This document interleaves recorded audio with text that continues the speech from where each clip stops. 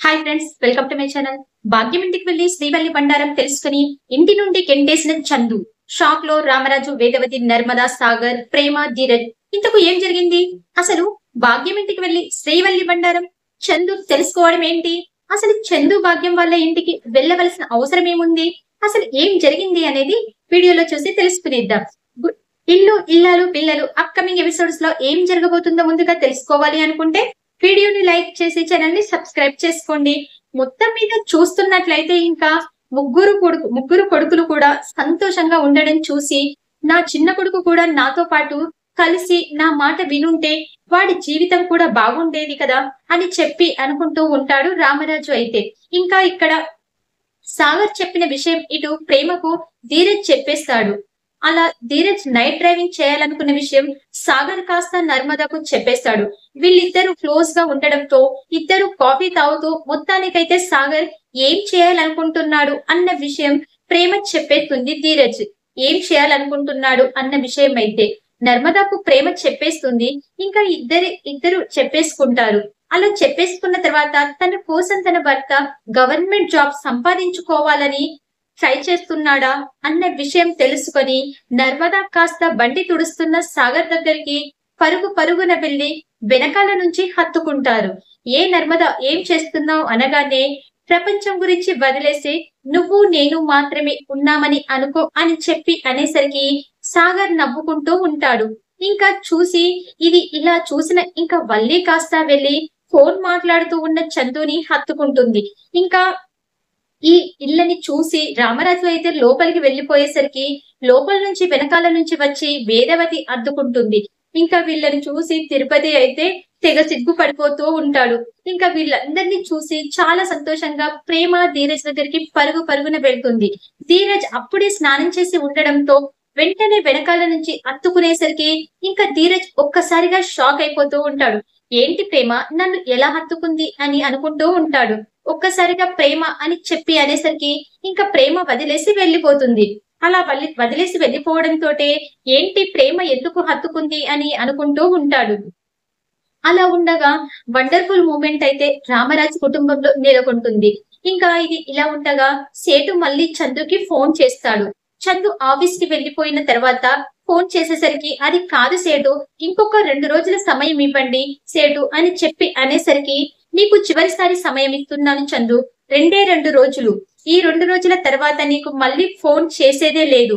Direct మీ నాన్న దగ్గరికి వెళ్లి నిజం చెప్పేస్తాను అని చెప్పి సేట్ చాలా స్ట్రిక్ట్ గానే వార్నింగ్ ఇస్తాడు. వెంటనే శ్రీవల్లికి ఫోన్ చేస్తాడు. వల్లి అని చెప్పగానే ఏంటివా అని చెప్పి అనగానే మీ అమ్మకు ఫోన్ చేసావా? 10 లక్షల విషయం ఏం తెలిసావు? నాకు అర్జెంట్ గా 10 లక్షలు కావాలి. నువ్వేం చేస్తావో తెలియదు.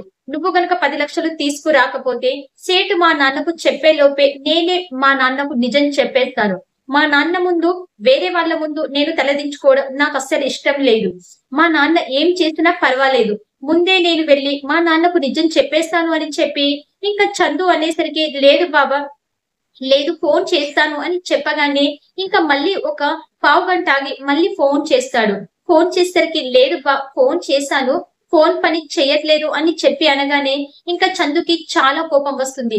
ఎందుకంటే తన తండ్రి దగ్గర తను ఎంతో నమ్మకస్తుడిగా ఉండే చందు తన భార్య వల్ల తన తండ్రి దగ్గర నమ్మకం కోల్పోతే అసలే ధీరజ్ విషయంలో ఎంతో బాధపడుతున్నాడు.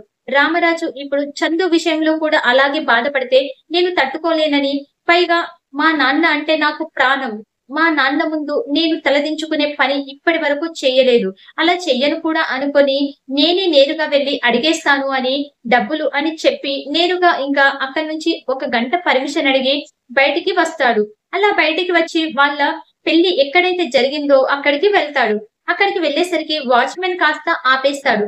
నేను మీ ఇంటి అల్లుడిని అని చెప్పి అనగానే ఏం మాట్లాడుతున్నారు సార్, ఈ ఇంటి అల్లుడు మీరేంటి?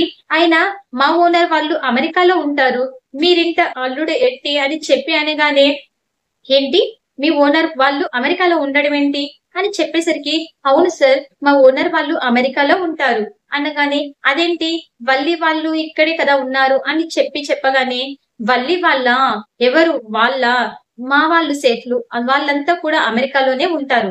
వాళ్ళకి కూతుర్లు లేరు, కొడుకులు మాత్రమే ఉన్నారు, 2 కొడుకులు. అమెరికాలోనే బిజినెస్లు పెడితే వీళ్ళు అమెరికానే చూసుకుని వెళ్ళిపోయారు. అక్కడే ఉంటారు. మీరు ఎవరి గురించి మాట్లాడుతున్నారు అనగానే, ఇక్కడ ఒక నెల రోజుల క్రితం పెళ్లి జరిగింది కదా అని చెప్పి అనేసరికి, అదా సార్, ఇక్కడ ఎన్నెన్నో జరుగుతాయి. ఇవి సినిమా షూటింగ్‌లకి ఇస్తూ ఉంటాం. ఇల్లు విత్ ఫర్నిచర్‌తో ఈ మధ్యనే ఎవరో ఇద్దరు పిల్లల్ని చేసుకొని ఒక అడవి, ఒకావిడ, ఒక భర్త ఇద్దరు వచ్చారు. పెళ్లి చేయాలి అని చెప్పి అనేసరికి ఇంకా బ్రతిమాలాడంతో ఎవరికైనా 50,000కి ఇస్తాం. కానీ నేను మా ఓనర్ వాళ్ళతో మాట్లాడి తెలిసిన వాళ్ళు ఆడపిల్లలతో ఉన్నారు అని చెప్పి 20,000కి మాట్లాడి ఇచ్చాను అనగానే, అంటే ఈ ఇల్లు వల్లి వాళ్ళది కాదా అని చెప్పగానే, ఎవరు ఆ భాగ్యం ఉంది ఆవిడ అని చెప్పి అనేసరికి, ఆ అవును ఆవిడ అని అనగానే, 20,000కు మా ఓనర్‌ని అడిగితే ఈవిడకి తిరిగేసి అటు తిప్పిడి ఇటు తిప్పి చేతిలో పడి, ఏంటిదయ్యా బాబు మిగిలిన పావే మా ఓనర్‌కి కలిపి ఇవ్వాల్సిన పని వచ్చింది. పరిస్థితి నాది. నేనేం చెప్పాలి? అయినా ఆవిడ చాలా మాయలేడి అని చెప్పి అనేసరికి, అసలు వాళ్ళు ఎక్కడ ఉంటారు? వాళ్ళ ఇల్లు ఏది? కానప్పుడు ఎక్కడ ఉంటారు అనగానే, పక్కనే బస్తీలో ఉంటారు. అక్కడే ఉండేవారు. అలాగే నాకు తెలుసు. అందుకే కూతురు పెళ్లి అనేసరికి సర్లే అని చెప్పి ఒప్పుకున్నాను అని చెప్పి అనగానే, మరి వల్లి వాళ్ళ ఆయన ఏం చేస్తాడు అనగానే, వాళ్ళాయన ఏం చేస్తాడు? సైకిల్ మీద ఇడ్లీలు అమ్ముతాడు అని చెప్పి అనేసరికి ఒక్కసారిగా చందు షాక్ అయిపోతాడు. ఏంటి? సైకిల్ మీద ఇడ్లీలు అమ్ముతాడా? వాళ్ళ ఆవిడ ఎలా మాయ చేసి పెళ్లి చేసిందా? ఇదేదో తేల్చుకోవాల్సిందే విషయమే అని చెప్పి ఇంకా బస్తీలో అడుగు పెట్టడంతో ఇంకా అక్కడ తిరుగుతున్న ఒక అబ్బాయిని కాస్త వల్లి ఫోటో చూపించి వెళ్లి, ఇల్లు ఎక్కడా అని చెప్పగానే వెళ్లి, వల్లి అక్క వీళ్ళు అని చెప్పి అనగానే, అక్కడే అని చెప్పి రాసారు. చూపిస్తాను అని చెప్పి ఎదుటికి తీసుకెళ్లి ఇదే ఇల్లు అనగానే, ఆ ఇల్లు చూస్తే పాడిపోయేటట్టు ఉంది. అలాంటి ఇంట్లో ఉంటారు. ఇంట్లో ఉండేసరికి ఈలోపు భాగ్యం ఇటు ఆనందరావు ఇద్దరు బయటికి వస్తూ ఉంటారు. అలా బయటికి వస్తూ, రావయ్య రా, ఎంతసేపు ఇడ్లీల వ్యాపారం అంతా పోయేటట్టు ఉంది. ఎప్పుడు పట్టుకెళ్తావు? సైకిల్ అన్నీ కట్టుకున్నావు కదా, ఎప్పుడు పట్టుకెళ్తావు అంటూ మాట్లాడుతూ బయటికి వచ్చేసరికి ఒక్కసారిగా చూసి షాక్ అయిపోతారు. అల్లుడు గారు అని చెప్పి అనేసరికి, ఏంటి అల్లుడు గారు ఇక్కడికి వచ్చారు అనగానే, మీ బ్రతుకులు ఇవా? మరి ఇవన్నప్పుడు అంత గొప్ప మేడలో ఎందుకు చూపించారు? ఎంత మాయ చేశారు? ఎంత మోసం చేశారు? అబద్ధాలు చెప్పి మరి మోసం చేసి మీ అమ్మాయిని తీసుకొచ్చి నా భార్యగా కట్టపెడతారా? నా కుటుంబాన్ని మీరు మోసం చేస్తారని అసలు అనుకోలేదు. ఇంత మోసం చేస్తారా? మిమ్మల్ని వదిలిపెట్టను అని చెప్పి చాలా ఆవేశంగా ఇంటికి వస్తాడు. అలా ఇంటికి రావడంతోటి శ్రీవల్లి చెంప చెల్లుమనిపిస్తాడు. ఏమైందిరా? ఎందుకు కొడుతున్నావు అనగానే, వీళ్ళ కుటుంబం ఎలాంటిదో తెలుసా అమ్మా? వీళ్ళు అసలు కోటీశ్వరులే కాదు. మనకు చూపించిన ఇల్లు కూడా వీళ్ళది కానే కాదు అని, సినిమా షూటింగ్‌లకి వాళ్ళకి ఇచ్చే ఇల్లు. వీళ్ళది ఒక బస్తీలో పాడిపోయిన ఇల్లు ఉంది. ఎప్పుడు గట్టిగా గాలిస్తే పడిపోతుందా అన్నట్టుగా ఉంది. ఇల్లు మనల్ని నమ్మించి మోసం చేశారు అని చెప్పి అబద్ధాలు చెప్పారమ్మా అని చెప్పగానే, నాన్న నాకు తెలిసి ఈవిడ గారి దగ్గర ఉన్న నగలన్నీ గిల్టీ నగలే అని చెప్పి అనేసరికి, అవునరా అన్నయ్య, గిల్టీ నగలే, దొంగలు పడ్డారని మా ఆయన ఇంట్లో ఉన్న బంగారం అంతా తీసుకెళ్లి బ్యాంకులో పెడితే ఈవిడ గారు ఇచ్చారు. ఆవిడ ఫస్ట్ నైట్ రోజు నాకు ఒక హారం తీసుకెళ్తే ఇది గిల్టీదని మొహాన్ని వేసి కొట్టాడంట. ఇదిగో అమ్మా నీ నెక్లెస్ అంటూ చేతిలో పెట్టేసరికి ఒక్కసారిగా అందరూ షాక్ అయిపోతారు. అంటే నగలు కూడా గిల్టీవేనా? వీళ్ళు చెప్పిన మాటలు గిల్టే, ఇవన్నీ మోసమేనా అని చెప్పగానే, అంత మోసమేనమ్మా, అంత దగాయే. ఈవిడ గారిని పెళ్లి చేసుకోవడమే కాకుండా నేను ఈవిడ గారి మాట నమ్మి 10,00,000 రూపాయలు అప్పు చేసి మోసపోయాను అని చెప్పి అనేసరికి, ఏం మాట్లాడుతున్నావు అని చెప్పి అనేసరికి, అవునమ్మా, ఈవిడ గారికి పెళ్లి గురించి డబ్బులు సరిపోవు అంటే పెళ్లి పీటల దాకా వచ్చి ఆగిపోతే మళ్ళీ నాన్న తలదించుకోలేడన్న ఉద్దేశంతో ఆ సేటు దగ్గర మా పెళ్లికి నాన్నకి తెలియకుండా 10,00,000 ఇవ్వని చెప్పి అప్పు తీసుకొని ఈవిడ గారికి ఇచ్చాను. పెళ్ళైన 2 రోజో 3 రోజో ఇస్తానమ్మా అని అన్నాడు. ఇప్పటికి వచ్చి డబ్బులు ఇవ్వలేదు. ఈవిడ గారికి ఫోన్ చేసి ఎన్నిసార్లు చెప్పినా ఫోన్ ఎత్తట్లేదు అని చెప్పి మా అమ్మ అని చెప్తే, డైరెక్ట్ గా నేనే తేల్చుకుందామని వెళ్లి ఎక్కడైతే చేశారో ఆ ఇంటికి వెళ్లి పెళ్లి చూస్తే అది నాటకాలు, సినిమా వాళ్ళది అని అద్దెకిచ్చేది అని చెప్పి తేలింది. ఇల్లు కానే కాదని, ఇల్లు పక్కన బస్తీలో ఉందని చెప్పేసరికి అక్కడికి వెళ్లి చూస్తారు. ఒక్కసారిగా షాక్ అయ్యానమ్మా అని చెప్పేసరికి, నేను ఒకసారి చెప్పాను కదా కనిపించారు అని, అప్పుడు నా మాట నమ్మలేదు అని చెప్పి సాగర్నైతే అంటూ ఉంటుంది నర్మద. ఇంకా ఈ నాన్న వీళ్ళ నాన్న ఇడ్లీలు అమ్ముకుంటాడమ్మా అని చెప్పి అనేసరికి ఒక్కసారిగా షాక్ అయిపోతాడు. ఈలోపు రామరాజు ఇంటికి వస్తూ ఉండగా, ఒక క్షణం కూడా నువ్వు ఇంట్లో ఉండద్దే, పద నువ్వు ఇంట్లో నుంచి బయటికి వెళ్లి 10 లక్షలు ఎలా తీసుకొస్తావా తీసుకురా, నేను అక్కడ అప్పు తీర్చాలి, మా నాన్నకు తెలిసేలోపు అక్కడ నేను అప్పు తీర్చాలి, వెళ్ళు ఇంట్లో నుంచి వెళ్ళు అని 10 లక్షలు తీసుకురా, తీసుకొస్తేనే గాని నువ్వు ఇంటికి రావడానికి వీల్లేదు, ఒక్క క్షణం కూడా నువ్వు ఇంట్లో ఉండడానికి వీల్లేదు అంటూ మెడపట్టి బయటికి గెంటేస్తాడు చందు అయితే. ఈలోపు రామరాజు వస్తాడు.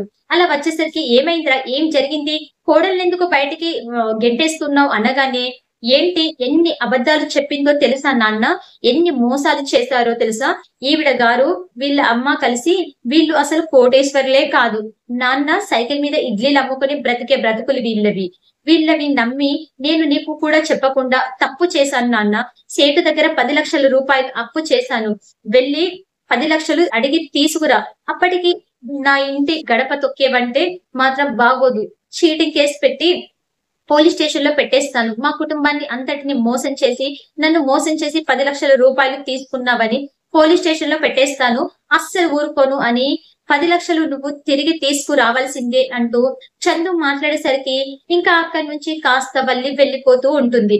ఇంకా రామరాజు లోపలికి వచ్చి చందు చెంప చెల్లు మనిపిస్తాడు.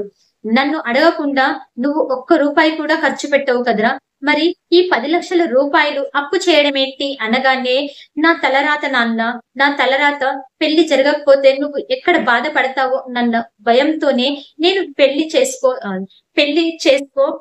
చేసుకున్నాను, అలా అక్కడ 10 లక్షల రూపాయలు అప్పు తెచ్చి ఈవిడ గారికి చేతిలో పెట్టాను, లేదంటే మళ్ళీ నువ్వు బాధపడతావు, పెళ్లి ఆగిపోయిద్దంటే అని నిన్ను బాధ పెట్టడం నాకు ఇష్టం లేక నీకు తెలియకుండా అప్పు చేసి ఇచ్చి పెద్ద తప్పు చేశాను నాన్న, నాకు ఇప్పుడు అర్థమైంది, ఎప్పుడు నాకు చెప్పి చెయ్యండి అని చెప్పే నువ్వు, నిజంగా నీకు చెప్పంటే ఈ రోజు నాకు ఈ పరిస్థితి వచ్చేదే కాదు అంటూ ఇంకా చందు ఎంతగానో బాధపడుతూ ఉంటాడు.